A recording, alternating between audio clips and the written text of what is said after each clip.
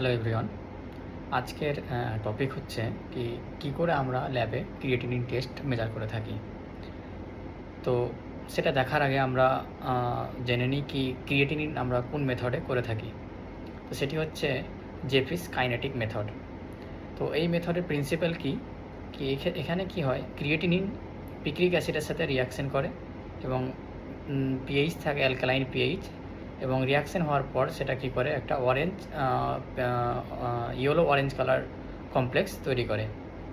তো এই কমপ্লেক্সের নাম হচ্ছে আমাদের ক্রিয়েটিনিন পিগ্রেট কমপ্লেক্স। তো এই যে কালার কমপ্লেক্স যেটা ফর্মেশন হলো, এই কালার কমপ্লেক্সের যে ইন্টেন্সিটি সেটাকে আমরা 505, দ্যাট ইজ 505 ন্যানোমিটারে আমরা স্পেকট্রোফটোমেট্রিক্যালি সেটাকে আমরা মেজারমেন্ট করে থাকি। তো আমরা ক্রিয়েটিনিন মেজারমেন্টের ক্ষেত্রে দুটো রিয়েজেন্ট ইউজ করি, একটি হচ্ছে R1 আর একটি হচ্ছে R2। তো এটা হচ্ছে আমাদের R1 রিয়েজেন্ট, যেটি হচ্ছে আমাদের পিক্রিক অ্যাসিড রিয়েজেন্ট, যেটা আমি একটু আগেই বললাম।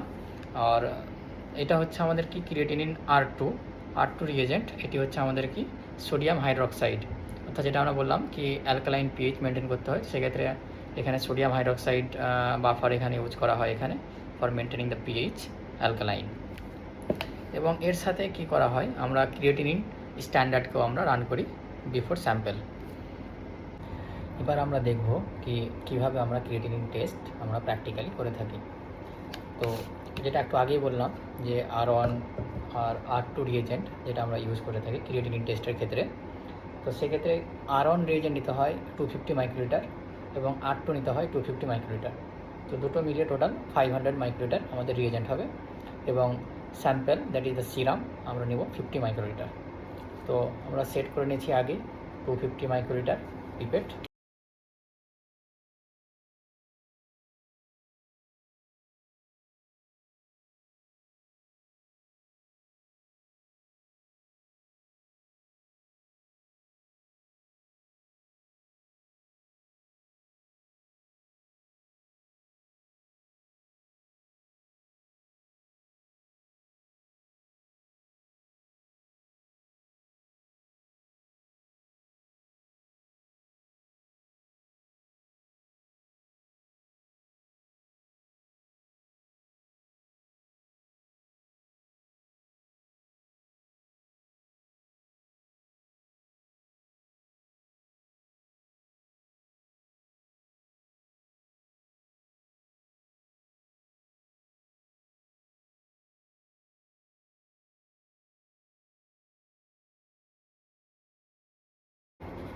আমরা এতে 250 করে R1 R2 নিয়ে নিয়েছি। এখন আমরা এতে 50 মাইক্রোলিটার স্যাম্পল অ্যাড করব।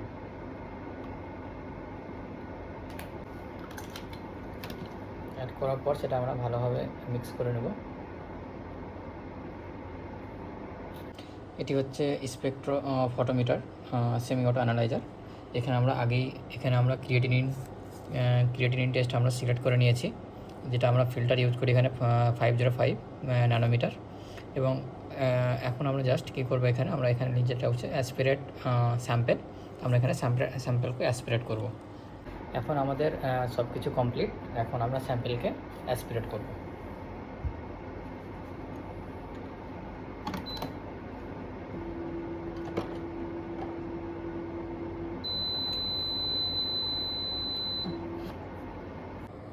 আফটার অ্যাসপিরেশন এখানে আমাদের মেজারমেন্ট চলছে।